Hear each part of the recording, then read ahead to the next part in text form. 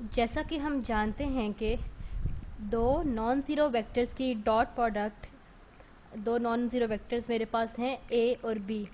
ए और बी दो non zero vectors हैं, इनकी डॉट प्रोडक्ट बराबर होती है ए की लेंथ के टाइम्स बी की लेंथ के times cosine of angle theta. जो थीटा एंगल है वो वेक्टर ए और बी के दरमियान में हमारे पास मौजूद है। ये मेरा वेक्टर ए है, ये मेरा वेक्टर बी है, और जो एंगल इनके दरमियान बन रहा है उसको मैं थीटा कहती हूँ। इसको हमेशा हमने इसी तरह डिफ़ाइन किया है, लेकिन कभी सॉल्व करने की कोशिश नहीं की। अभी मैं आपको ये सॉल्व करके दिखाती हूँ, इससे आपको ये बातें ज़्यादा क्लियर हो जाएंगी। ये यूँ बनेगा a dot b divided by length of a into length of b बराबर है कोसाइन ऑफ थीटा के। अब जब मैंने थीटा की वैल्यू निकालनी होगी तो मैंने दोनों तरफ इन्वर्स कोसाइन या आर्क कोसाइन लेना पड़ेगा। इसलिए मेरे पास थीटा बराबर है यहाँ पे arc cosine of a dot b divided by magnitude a का इंटू मैग्नीट्यूड b का। यानी मैं आपको कोई भी दो आर्बिट्ररी वेक्टर देती हूँ जो 2 डायमेंशन में लाई कर रहे हैं, तो उसके लिए आपको एंगल थीटा मेजर करना बहुत आसान होगा। आप एक प्रोटेक्टर या डी लेकर भी उसे मेजर कर सकते हैं। लेकिन जब मेरे पास वेक्टर ए और वेक्टर बी के 100 या 200 या इन्फिनिट कंपोनेंट्स होंगे, तब ये आपके लिए एंगल मेजर करना बहुत मुश्किल हो जाएगा। उस वक़्त हमारी मदद के लिए आएगा ये वाला फॉर्मूला जो अभी मैंने आपको बतलाया है। इसमें आप कैलकुलेटर इस्तेमाल कर सकते हैं एंगल ढूंढने के लिए, और एंगल में कोसाइन इन्वर्स का फंक्शन होता है जो वही काम करता है जो आर्क कोसाइन का चीज़ करती है। तो ये चीज़ आपको अब समझ आ गई होगी कि हमारे पास एंगल थीटा मालूम करना कितना आसान है। इसमें वेक्टर्स की डायमेंशन का कोई ताल्लुक नहीं है। अब दूसरी बात जो हमने सीखी है वो ये है कि जो क्रॉस प्रोडक्ट दो वेक्टर्स, जो लेंथ होती है दो वेक्टर्स की क्रॉस प्रोडक्ट के, वो बराबर होती है length of A into length of b into sine of angle between them. और थीटा ये वही एंगल है जो ए और बी के दरमियान में बन रहा है। जिस तरह मैंने आपको पहले थीटा करके दिखाया था, अब बिल्कुल उसी तरह मैं आपको करके दिखाऊंगी। ये जो ऊपर मैंने दो एक्सप्रेशंस लिखे हैं जिनको नीले रंग से हाईलाइट किया है, इनको मैं इस्तेमाल करते हुए एक और फॉर्मूला ड्राइव करना चाहूँगी। अब ये दोनों फार्मूलाज मैं इस्तेमाल करती हूँ R3 के लिए, ताकि मैं डॉट प्रोडक्ट और क्रॉस प्रोडक्ट का कंपैरिजन कर सकूँ, और इससे आपको डॉट प्रोडक्ट और क्रॉस प्रोडक्ट के सिमिलैरिटीज़ और डिफरेंसेस क्लियर हो जाएंगे। अगर मेरे पास ये दो वेक्टर्स हैं ए और दूसरा वेक्टर ये है बी, नीचे वाले को मैं वेक्टर बी कहूँगी, ऊपर वाले को वेक्टर ए कहूँगी। तो अभी मेरे पास length of A into length of B times cosine of angle theta क्या बनेगा। यहाँ पे ये बात याद रहे कि इनके दरमियान का एंगल थीटा है। मेरे पास लेंथ ऑफ ए मेरे पास ये डिस्टेंस है, ये वेक्टर ए की लेंथ है, और ये बात जहन में रहे कि मैं इसको R3 के लिए कर रही हूँ। तो ये मेरे पास पीले रंग से लेंथ ऑफ ए है, और ये जो बी की लेंथ है ये वेक्टर बी की लेंथ बन जाएगी। अब ज़रा मैं ये वही चीज़ ऊपर जो लिखी हुई है उसको दोबारा से लिखती हूँ। Length of B times length of B times length of a cosine of theta. ये सिर्फ मैंने ए और बी को आपस में आगे पीछे करके रीअरेंज कर दिया है। अब सवाल ये है कि ए टाइम्स कोसाइन ऑफ थीटा क्या होता है। हम बेसिक ट्रिग्नोमेट्रिक रूल्स से ये पता कर सकते हैं, सो का और टोआ से। कोसाइन थीटा हमारे पास होता है एडजेसेंट ओवर हाइपोटेन्यूज। अगर मैं यहाँ पे एक राइट एंगल ट्रायंगल बनाऊँ, ज़रा मैं नए रंग इस्तेमाल कर लूँ। ये मैंने एक परपेंडिकुलर ड्रॉ करके राइट एंगल ट्रायंगल बना दिया है। और अगर ये मेरे पास थीटा है तो अब इसमें कोसाइन ऑफ थीटा क्या होगा? कोसाइन ऑफ थीटा बराबर होगा ये एडजेसेंट साइड के, ये सिर्फ एडजेसेंट साइड जो मैं मैजेंटा रंग से हाईलाइट कर रही हूँ उसके बराबर है, पूरे के पूरे बी के बराबर नहीं है, बल्कि सिर्फ उतनी ही लेंथ होगी जितनी मैजेंटा रंग से भरी गई है, डिवाइडेड बाय हाइपोटेन्यूज। हाइपोटेन्यूज तो ए का पूरा बन रहा है, तो कोसाइन ऑफ थीटा मेरे पास बनेगा बराबर एडजेसेंट साइड के डिवाइडेड बाय हाइपोटेन्यूज के। और हाइपोटेन्यूज क्या है? यहाँ पे ये बात काफ़ी खुश आइंद है कि हाइपोटेन्यूज मेरे पास वेक्टर ए की लेंथ है। तो अगर मैं दोनों साइड्स को वेक्टर ए की लेंथ से मल्टीप्लाई करूँ तो मेरे पास बनता है length of vector a times cosine of theta बराबर हो जाता है एडजेसेंट साइड के, यानी उस लेंथ के जो मैजेंटा रंग से मैंने हाईलाइट कर दी है। यानी ये एक्सप्रेशन जो मैंने यहाँ पे अभी आपको रीअरेंज करके लिखा था उसमें मैंने वेक्टर ए की length times cosine of theta की वैल्यू फाइंड कर ली जो बराबर है एडजेसेंट साइड की लेंथ के। तो अब हम ए डॉट बी को समझ सकते हैं कि ये बराबर है length of vector b times adjacent side के। बी में बी की पूरी लेंथ आ जाती है और एडजेसेंट साइड में सिर्फ वही एरिया आता है या वही लाइन की लेंथ आती है जो मैजेंटा कलर से बनी हुई है। और अब आप देख सकते हैं कि लेंथ ऑफ वेक्टर बी या वेक्टर बी और एडजेसेंट साइड एक ही डायरेक्शन में जा रहे हैं। आप एक और सोच सकते हैं कि जो हमारे पास एडजेसेंट साइड है वो शेडो है ए का वेक्टर बी पे या प्रोजेक्शन है ए की वेक्टर बी पे। शायद आपको समझने में आसानी होगी इस कॉन्सेप्ट से कि अगर मेरे पास ये वेक्टर ए है और ये वेक्टर बी है जो तकरीबन एक ही डायरेक्शन में जा रहे हैं, तो वेक्टर ए का शेडो या साया वेक्टर बी पे क्या बनेगा? यानी इनका वो ए का पार्ट जो उसी डायरेक्शन में जा रहा है जो बी की डायरेक्शन है तो वो बड़ा होगा, तो इसलिए इनकी जो डॉट प्रोडक्ट है वो बड़ी होगी। तो इसलिए एडजेसेंट साइड जो है वो बड़ी होगी। डॉट प्रोडक्ट में हमेशा हम ये देखते हैं कि कौन से वेक्टर्स किस हद तक एक ही डायरेक्शन में जा रहे हैं। और अगर मेरा वेक्टर ए इस तरह हो और वेक्टर बी इस तरह का हो तो अब जो इनकी एडजेसेंट साइड या जो शेडो ए का बनेगा तो वो बहुत छोटी बनेगी। ए बिलाशुबा एक काफ़ी लंबा वेक्टर है, लेकिन फिर भी इसकी एडजेसेंट साइड या इनकी डॉट प्रोडक्ट कम आ रही है। वो इसलिए कि इनकी डायरेक्शंस में काफ़ी फ़र्क है। तो इससे आपको ये बात वाजिया हो गई कि एडजेसेंट साइड हम किस तरह ढूंढते हैं या बनाते हैं। और दूसरी बात ये कि ए डॉट बी जो है वो length of A into length of b into cosine of theta, dot product मेरी बराबर होती है कि मेरे दोनों वेक्टर्स किस हद तक एक ही रुख में जा रहे हैं, या मेरे वेक्टर्स की product of lengths of vectors जो एक साथ एक ही रुख में जा रहे हों।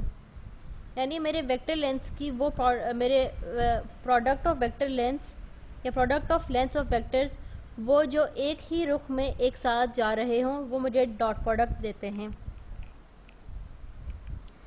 तो क्योंकि एडजेसेंट साइड जो है वो प्रोजेक्शन है बी में, इसलिए हम इसी को एडजेसेंट साइड को बी से मल्टीप्लाई कर रहे हैं और ये दोनों एक ही रुख पे जा रही हैं।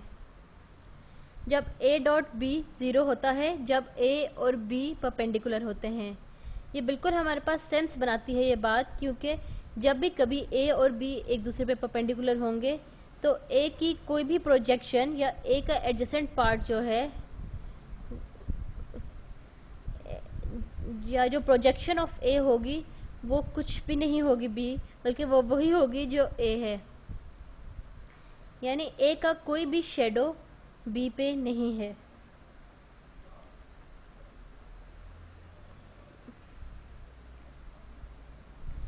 तो यानी कि वेक्टर ए का कोई भी इस तरह का पार्ट नहीं है जो वेक्टर बी की डायरेक्शन में जा रहा हो, इसलिए इसकी एडजेसेंट साइड बी के रुख में ज़ीरो है। तो इसलिए ये हमारे पास सेंस बनाती है कि ए डॉट बी ज़ीरो आ जाए। अब हम चलते हैं क्रॉस प्रोडक्ट की तरफ। क्रॉस प्रोडक्ट हमें बताती है कि length of a cross b बराबर होती है length of a times length of B times sine of the angle between them. Theta जो एंगल है वो ए और बी के दरमियान में मौजूद है। मैं मिसाल से वाजिया करने की कोशिश करती हूँ। मेरे पास वेक्टर ए है, ये दूसरा मेरे पास वेक्टर बी बन रहा है। अब दोबारा हम सोकाटोआ फॉर्मूला इस्तेमाल करेंगे। SOHCAHTOA sine theta is equal to opposite over hypotenuse. अब अगर मैं राइट एंगल ट्राइंगल बनाने की कोशिश करूं तो मैं ए से परपेंडिकुलर गिराऊंगी बी पे, एंगल दरमियान है इनके थीटा। तो इसमें साइन ऑफ थीटा इस केस में हमारे पास क्या बनेगा? साइन ऑफ थीटा बनेगा ऑपोजिट, जो थीटा एंगल के ऑपोजिट साइड है इसको हम ऑपोजिट कहेंगे, opposite side divided by hypotenuse. Hypotenuse बन जाती है लेंथ वेक्टर ए की, या जो भी वेक्टर ए की लंबाई है वो मेरे पास हाइपोटेन्यूज है।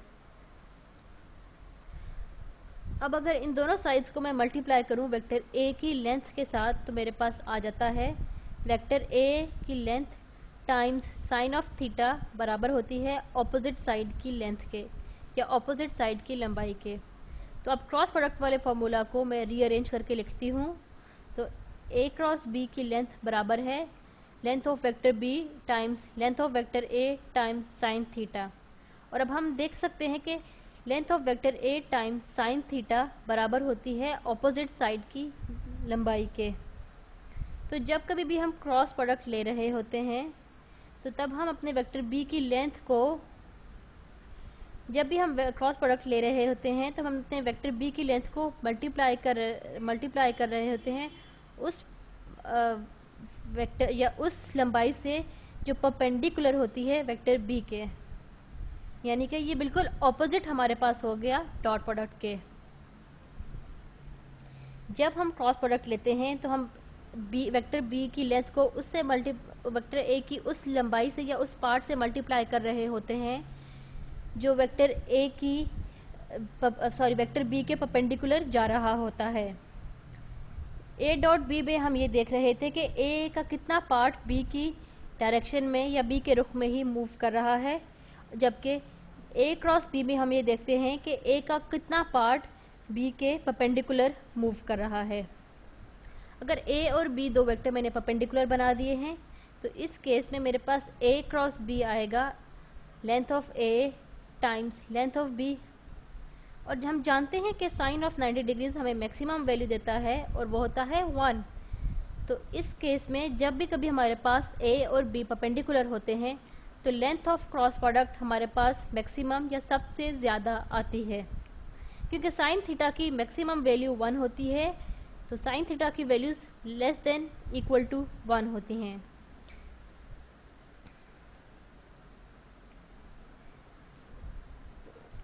अब हम यही चीज़ डॉट प्रोडक्ट में जाते हैं कि डॉट प्रोडक्ट की मैक्सिमम या ज़्यादातर वैल्यू या सबसे ज़्यादा वैल्यू हमें कब मिलती है। डॉट प्रोडक्ट की सबसे ज़्यादा वैल्यू हमें सिर्फ तब मिलती है जब मेरे दो वेक्टर्स ए और बी कॉलिनियर हों, यानी एक ही रुख में या एक ही एंगल पर मौजूद हों। तो ए डॉट बी के दरमियान जो एंगल आ जाएगा मेरे पास वो 0 होगा। तो a dot b is equal to length of A into length of b into cosine of angle between them. इनके दरमियान एंगल 0 है तो कॉस ऑफ 0 हमारे पास हमेशा 1 होता है। तो डॉट प्रोडक्ट के केस में हमारे पास सबसे ज़्यादा मैक्सिमम डॉट प्रोडक्ट तब आती है जब मेरे पास वेक्टर कॉलिनियर हों या उनके दरमियान का एंगल 0 हो। और अब दूसरी तरफ हम देखते हैं कि क्रॉस प्रोडक्ट में मेरे पास मैक्सिमम क्रॉस प्रोडक्ट तब आती है जब मेरे दो वेक्टर्स ए और बी जो हैं वो परपेंडिकुलर हों, क्योंकि साइन 91 होता है मेरे पास। अब इसी बात को हम आगे बढ़ाते हैं कि मेरे पास अगर दो वेक्टर्स हैं जो आपस में कोलिनियर हैं, एक ही डायरेक्शन में जा रहे हैं, ये वेक्टर ए है, ये दूसरा वेक्टर बी है, इनको मैं एक दूसरे के ऊपर बना लूँ, ये मेरे पास वेक्टर बी है, तो इनका थीटा 0 हो जाएगा। ये आपको दिख भी रहा होगा साफ। उनकी क्रॉस प्रोडक्ट इस सिचुएशन में हमारे पास क्या होगी, a cross b is equal to length of a into length of b into sine of 0।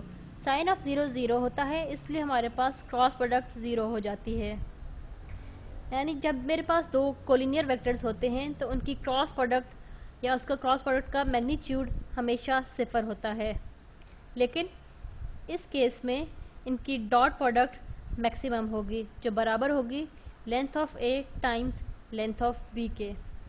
और बिल्कुल इसके उलट काम होता है क्रॉस परपेंडिकुलर वेक्टर्स के केस में, कि जब कभी हमारे पास परपेंडिकुलर वेक्टर्स होते हैं तो क्रॉस प्रोडक्ट मैक्सिमम हो जाती है और डॉट प्रोडक्ट मिनिमाइज हो जाती है, क्योंकि दो ऑर्थोगोनल वेक्टर्स हमें मिनिमम डॉट प्रोडक्ट या 0 डॉट प्रोडक्ट देते हैं। कई दफ़ा हम फार्मूलाज और डेफिनेशंस में इस हद तक घुस जाते हैं कि जो उन डेफिनेशंस का मतलब होता है या मकसद होता है वो खो देते हैं। इसीलिए मैंने यहाँ पे आपको इन दोनों को डॉट प्रोडक्ट और क्रॉस प्रोडक्ट का आपस में कंपैरिजन करके दिखाया है, ताकि आपको इनके रिलेशनशिप्स याद रहें। अब हम चलते हैं कि अगर मेरे पास दो वेक्टर हैं, ये मेरा वेक्टर ए है और एक ये दूसरा वेक्टर है वेक्टर बी, और अगर मैं एक पैरेललोग्राम बनाती हूँ वेक्टर ए और बी से और इसका एरिया ढूंढना चाहती हूँ, तो कुछ आपको जहन में है कि हम कैसे ढूंढेंगे?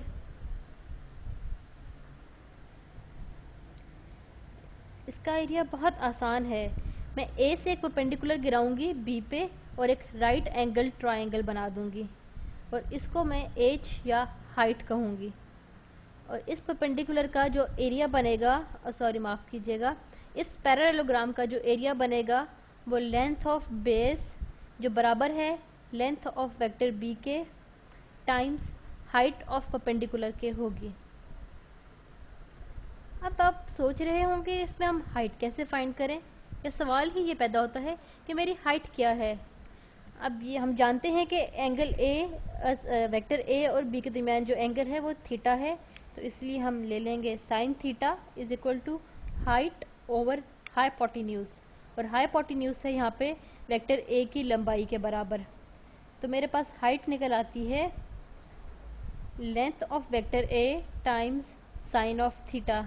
तो अब मैं हाइट की जगह हाइट की वैल्यू लगा सकती हूँ, तो मेरे पास एरिया ऑफ पैरेललोग्राम बराबर बनता है length of vector b times length of vector a into sine of theta के।